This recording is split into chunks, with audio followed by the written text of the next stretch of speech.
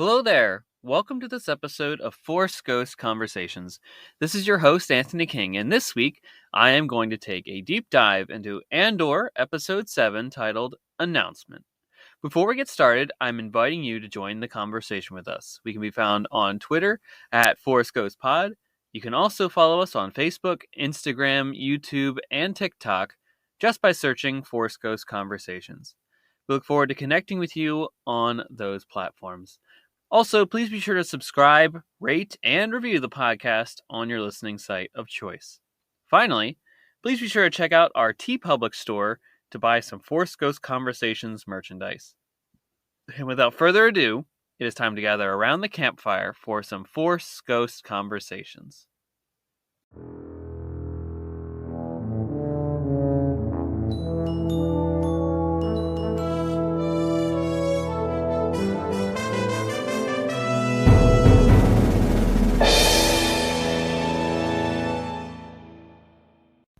All right, everyone, welcome back to another installment of Force Ghost Conversations. And on the other side of our next segment here, I'm very excited to get into a deep dive discussion on Andor Episode 7 titled Announcement. Before we get into that, let's do a quick rundown of the Star Wars and Lucasfilm news that has taken place over the past week in our segment titled Cloud City Gossip. First, get excited, everybody, because we got a new animated series coming to Disney Plus next week. This is, of course, the appropriately titled series Tales of the Jedi, which will take place, or debut, I should say, next Wednesday, October 26th. So get ready as 6 new episodes, 3 featuring the fan favorite Ahsoka Tano, and another 3 with Count Dooku, hit television screens very soon. And you can rest assured that we will be covering all 6 episodes with deep dive looks in the next coming weeks here on Force Ghost Conversations. So stay tuned for that content in the future. Also, in the same realm of Andor, Volume 1 of the soundtrack has been released on streaming platforms. Be sure to check out this amazing work that Nicholas Bertel has put into composing the music for this series thus far. Now, Volume 1 comprises the music from episodes 1 through 4 of Andor, and let me tell you, you will not regret taking a listen. Trust me on that one. And with that, that's all the Star Wars news that I had compiled for this week's episode. On the other side of this break, we will do our full spoiler discussion of Andor Episode 7. Stay tuned.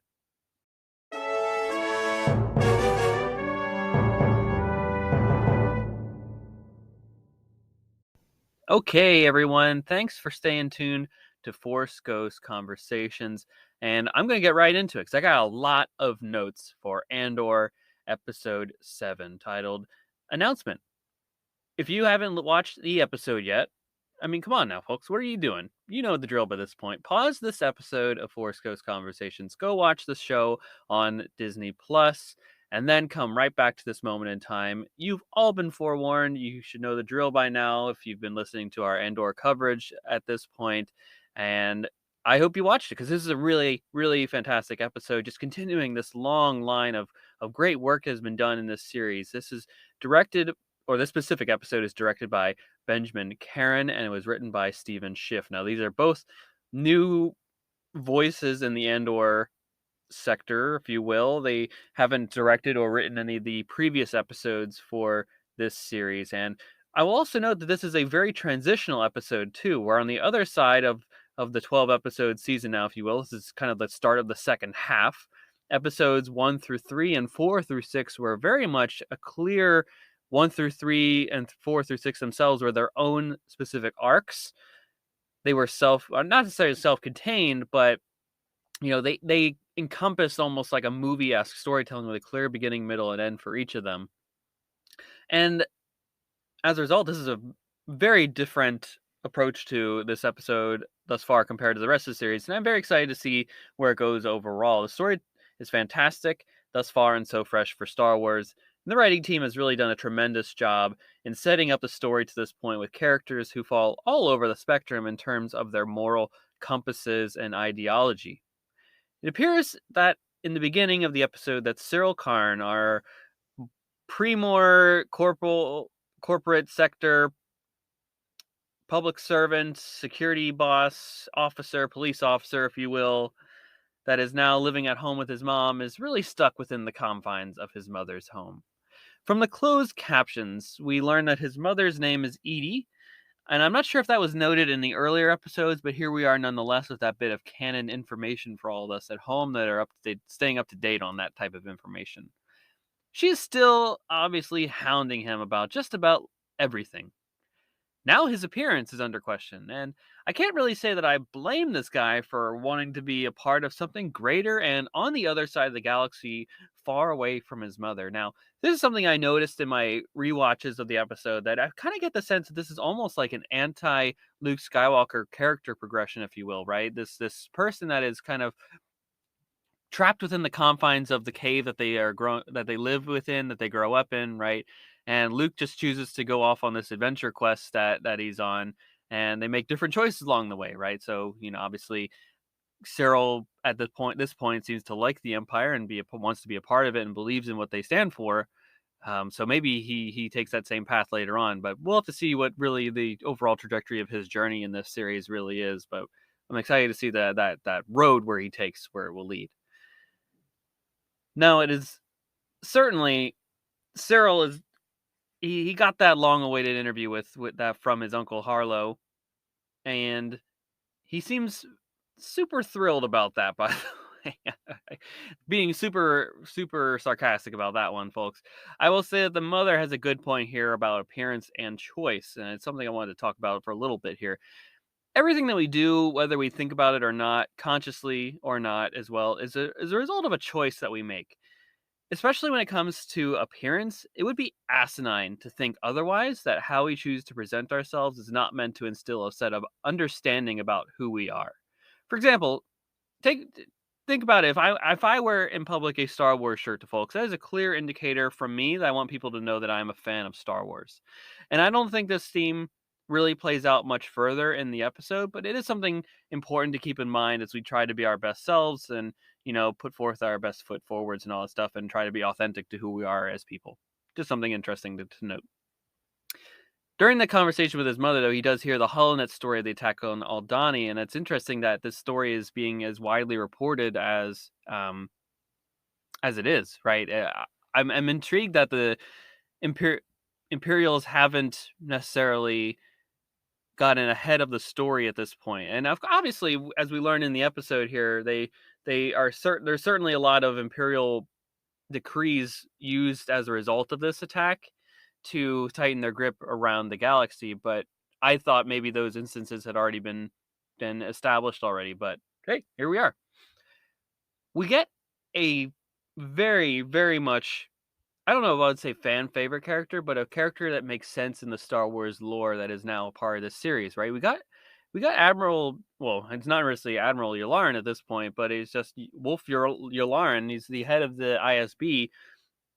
He was an admiral during the Clone Wars. He's obviously an ISB agent, the head of the ISB. I don't know his exact title off the top of my head, um, but he's in Star Wars: The Clone Wars. He's featured in Star Wars Rebels, and he's on the Death Star at the infamous scene where Vader chokes out the Admiral Tag.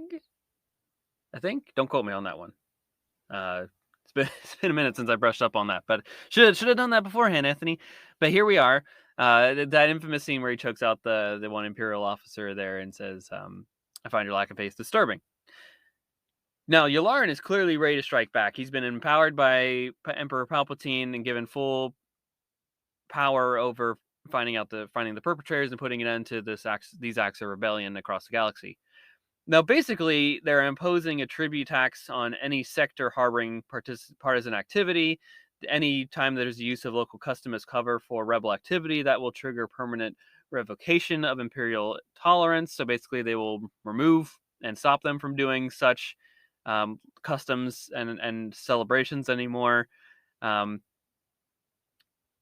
the Emperor will also convene a special session of the Senate to put forth a series of bills and amendments to further give the ISB more jurisdiction and power in all matters of surveillance. search and seizure. Now, this is getting certainly a lot of real world vibes to me here with, real world examples such as the Patriot Act and both the Reichstag fire decree uh, that have taken place after similar events of what one would consider terrorism, right? Now, specifically in this instance, too, any criminal act against the empire is now a class 1 offense. All prison sentences are immediately re-evaluated. All outstanding fines and levies are to be paid in full. And that's just, they've just really tightened their noose around the galaxy and used this event as a reason by which to do so. Didra is right about this effort playing into the hands of the rebels, right? As soon as the Empire tightens their grip, more people will flock to their cause. She says it right. It is an announcement. The act on Aldhani is an announcement that the Empire can be beaten. It is an announcement that the rebels are a thing to be reckoned with. Now, I took into account last week, I was wondering about how this event would affect the Aldhani citizens, and we get a little bit of news about that from the one radio out transmission or whatever thing that Luthen's able to tap into. We learned that 134 Aldhani citizens have been taken into custody as to the charge of abetting terrorists. And again, I had a feeling that there would be massive ramifications on Aldhani afterwards. Just something interesting to note as exactly right, the Empire is continuing to tighten its grip around the galaxy, and further, people are slipping through to join the rebellion as a result, right? That's the natural cause and effect. Mon Mothma afterwards comes to pay a visit to Luthen. Now, she found an excuse to come back to the shop to talk about the Aldhani event. Luthen keeps acting in his antiquities-esque voice and posture so as not to draw further attention to their activities, which is a smart play on his part, right? The Empire has eyes and spies everywhere. Mon Mothma is clearly concerned about that, and Luthen is looking for cash funding to support the larger rebellion activities that across the galaxy, right? There are many cells across the galaxy. There isn't a combined United Rebel Alliance yet. That happens later, a couple of years later at this point. And he couldn't keep relying on the channeled funds from Mon Mothma's family accounts through her charity, right? That's this kind of like Ponzi scheme, if you will. This offshore account that she's funneling these funds through in order to make these payments for the various rebel groups that they're supporting. Turning back will be impossible now, as Luthen states. This moment is really a paradigm shift for the leaders of this rebellion. It's time to own up to what they are doing or to step aside. Luthen clearly has made his choice. The network that they've built will either grow or it dies. He says, quote, "We need the fear. We need them to overreact. The time has come to force their hand," in reference to the Empire. Mon Mothma retorts back with, "People will suffer." And as I was watching, I would say that I would argue that people are already suffering without even having a chance to fight back. And Luthen, in response, says, "That's the plan." It's cold and harsh, but it's true when you think about it, ladies and gentlemen. Like I alluded to before, the more that the Empire tightens their grip, the more that people will get fed up and look to join something greater than what the Empire is offering. He says, quote, "If you're not willing to risk your consciousness, then surrender and be done with it." Powerful line by Luthen that strikes hard with Mon Mothma, if you ask me. It is all happening perhaps faster than she ever expected, but it would have been naive of her to ever think that this day would not come.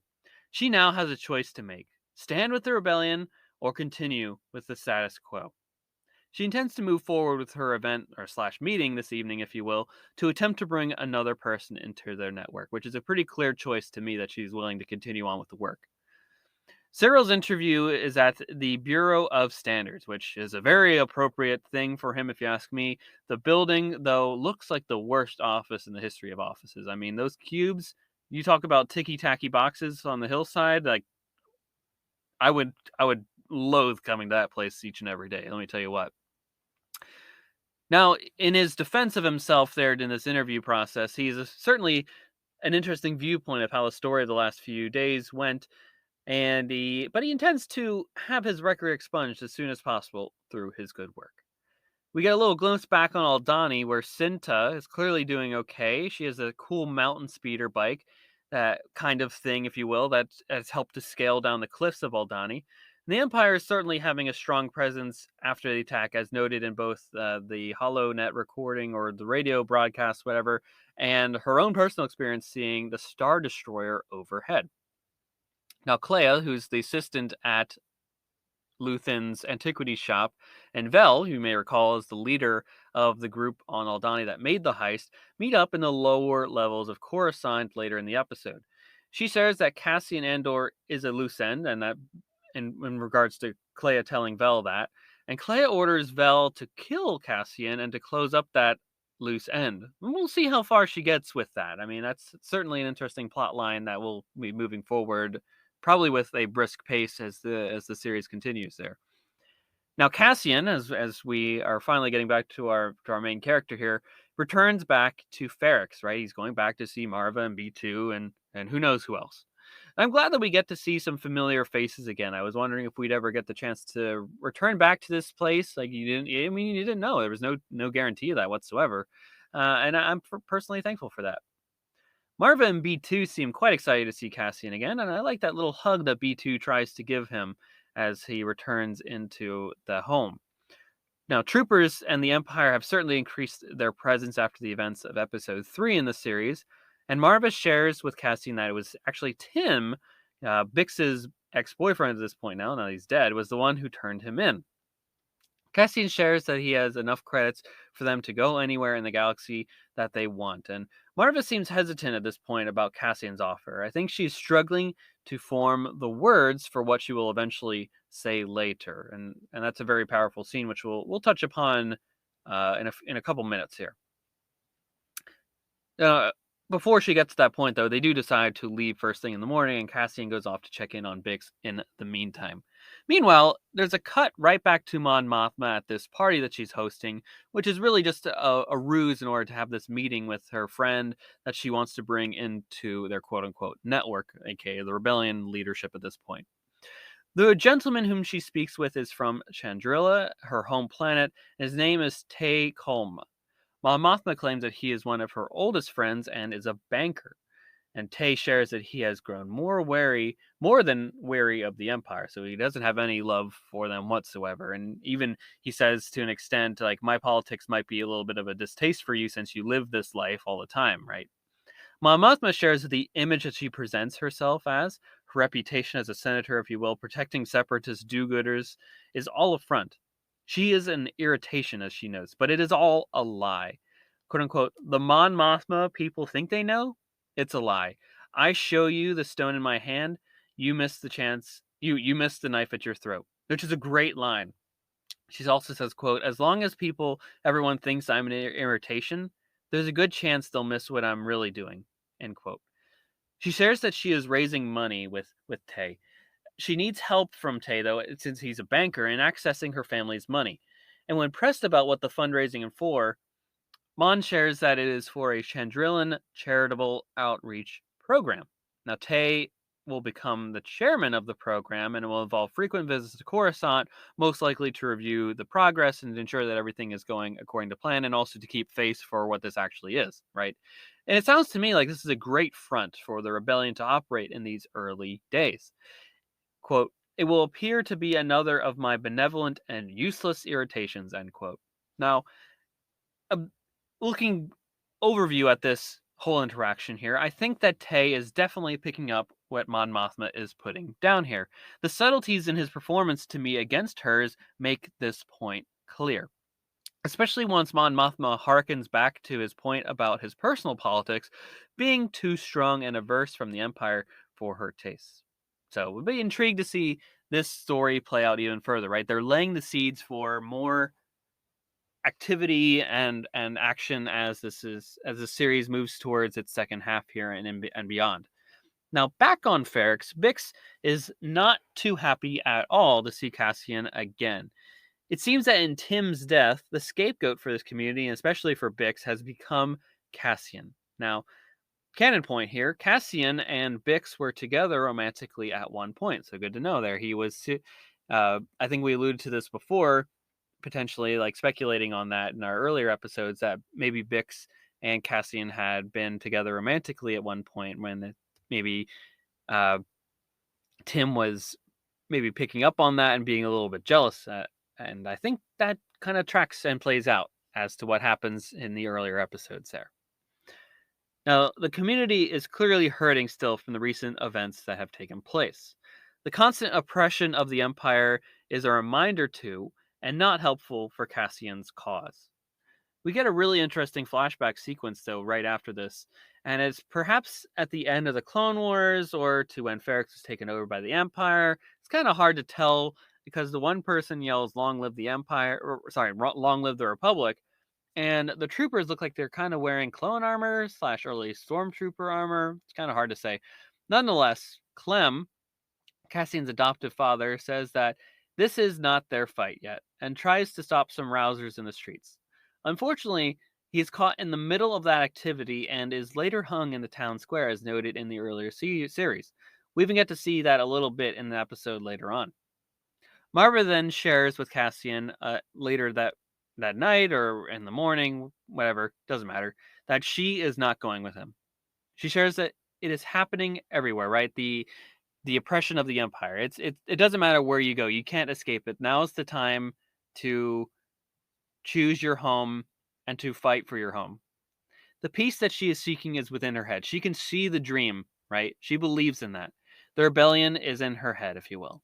She wants to fight the Empire, and after Aldani, she now has a strength that she hasn't had in almost 13 years, right? Since Clem passed, which, now that I'm thinking about it, 13 years, this series is roughly 14, 15 years before the events of A New Hope. So we're talking about maybe 2 years after Revenge of the Sith. So definitely Reign of the Empire, probably expanding into these regions here.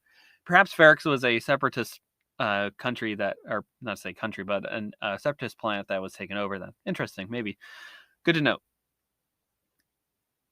But the attack has been inspiring to her. It's inspiring people to raise up, creating new heroes ready to fight in their own neighborhoods, right? Exactly. The Empire is tightening their grip, and this announcement from the attack on Aldani is sending signals across the galaxy to various people to strengthen their positions on things. She says that she's been lying around waiting to die long enough, and now it is time to take a stand. But she's okay, though, with Cassian going on a different path.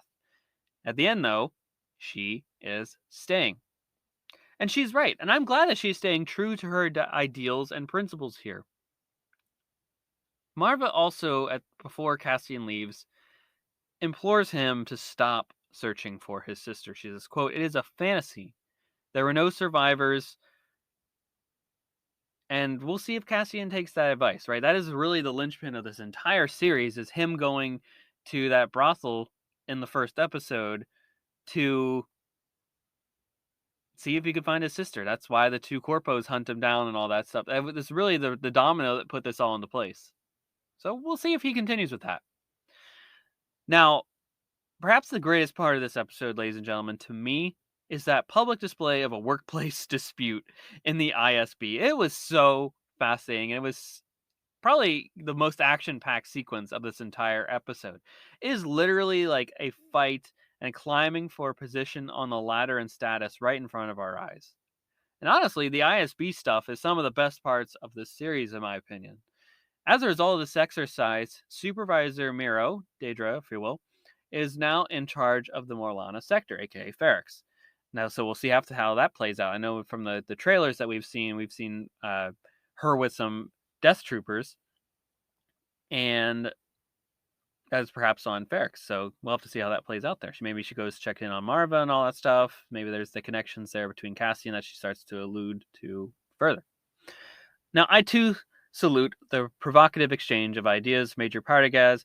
That scene was absolutely epic, and I hope for more exchanges like this in the series overall. Now, after Cassian leaves Marva, he goes off and retreats, if you will, to the planet Niamos for some extracurriculars and relaxation. And this sequence really has an exquisite score from composer Nicholas Bertel. It is nice seeing a new location too for Star Wars set on a beach resort planet, right? This is a place that anyone uh, can head to, if you will, or at least can envision themselves heading to for a vacation. The real world certainly is embodied here in Star Wars. Now, despite all this, Marva's proclamation is true. Cassian still can't seem to escape the reaches of the Empire here. He gets stopped by a shore trooper, which I believe is voiced by the great Sam Witwer, who's had a number of cameos in Star Wars, as well as portraying the character of Starkiller in the Force Unleashed video games, and naturally the voice of Maul in so many Star Wars pieces, notably Solo and Star Wars Rebels and the Clone Wars at this point. He says, "You are a part of it." He questions him. He stops him for basically no reason. He sees that he's sweating. It's like it's a beach planet, and he's wearing a sweatshirt and jacket, right? Long pants too. Like it's clearly a hot day. He also has long hair. He's basically being profiled right here just because of existing. And the Empire is strengthening their grip and punishing just about everything. Now, say what you will about this sequence, but the fact that we get a KX series security droid alert, folks, that is incredible. We got to see the exact same droid model that is K2SO, the beloved droid from Rogue One, a Star Wars story that we will see hopefully later on in this series. Now, maybe this showcase is a hint to K2SO eventually joining the show, but you know, I just love that we get this. It just shows that we have an expanded world and a galaxy, and these interconnected pieces are starting to fall into place. And again, as I alluded to, as a result of just existing, basically, Cassian is thrown into jail for 6 years. Right? They list a litany of charges that are all out of line, if you will, and the fact that they're just making a clear example of him. It's supposed to be like a 6-month sentence. Now it's 6 years. Right? That is just absolutely bonkers to me. And the episode concludes as it began, with Cyril Karn working away in his cubicle, and he's just one amongst the many, right? That just the shot pans out, and you see cubicle, cubicle, cubicle, cubicle, thousands and thousands of cubicles. And that's an interesting way to conclude things, right? He once had this position of power and status, and now he's just one of many. And I wonder how that will play out for the rest of the series, right? And if it continues with him being more involved in the coming arcs and whatnot, be very intrigued to see how that all plays out, right? And let me tell you what, I think next episode will require a little bit of a heist. Cassian will certainly require breaking out of jail. Maybe Vel's involved with that because she's charged with hunting him down and killing him. But Cassian is certainly a loose end, and he can't be in a jail run by Imperials when he knows so much about Luthen and the rebellion and the operations involved and whatnot, and he has all those credits to his name. There's a lot at play here that Cassian is at the center of. So be very intrigued to see where this episode goes, or how it plays out in future episodes, I should say. But overall, my thoughts for this episode are I was so enthralled with it from the start. This is a fantastic episode. It's got a lot of exposition, but the writing in this episode is just so on point, if you ask me. And if you will, this episode is such an epilogue to the events of the previous arc, the Aldani arc, if you will, where the heist is now completed and now it's the aftermath, right? What happens? All this Imperial grip tightening has taken place. The rebellion, or the leaders of the rebellion, feel empowered. They're strengthened. They have this opportunity that they're trying to seize here. And it's also a step forward too, moving into episodes 8, 9, 10, 11, and 12, the second half of the series, at least for season 1, I should say. Cassian is now in jail. Marva's on Ferrix trying to start her own empowered rebellion there, or at least stand up to the Imperials. The Imperials are strengthening their grip, and Deirdre is now probably going to go out to Ferrix to check in on her new sector that she's in charge of and connect these dots that she's starting to put together here. What's Luthen and Mon Mothma going to do when they hear about all this stuff? That's going to be so exciting to see, and I'm fascinated at what this show is really able to produce in terms of its connections to our real world. I find that always interesting to me. And I hope that you are all enjoying this series just as much as I am. I want to hear about your thoughts on Andor, especially episode 7, the announcement, and episodes 1 through 6 in addition. Hit us up on all of our social media channels. We can be found on Twitter, Instagram, Facebook, YouTube, TikTok. Just search the words Force Ghost Conversations, and we'll be there in some way, shape, or form. If you're loving the show, tell your friends about us. Be sure to leave us a rating and review on your podcast listening site of choice. That helps us to expand, to reach other audiences, and to grow the proverbial seats around the campfire that is this podcast. Also, if you're loving the show that much, we would love it if you would check out our T Public store, and if you're willing, check out our shirts, our all the various things that we have merchandise-wise for sale. All the proceeds go to supporting the show, of course, and we really appreciate your support. And if you're so inclined to wear our merchandise anywhere that you are heading out in the world, right? Well, that's all that we had for this week's episode, everybody. We'll be back next week, breaking down episode 8 of Andor. And I hope that you are enjoying the series just as much as I am. And until then, folks, may the Force be with you. Take care.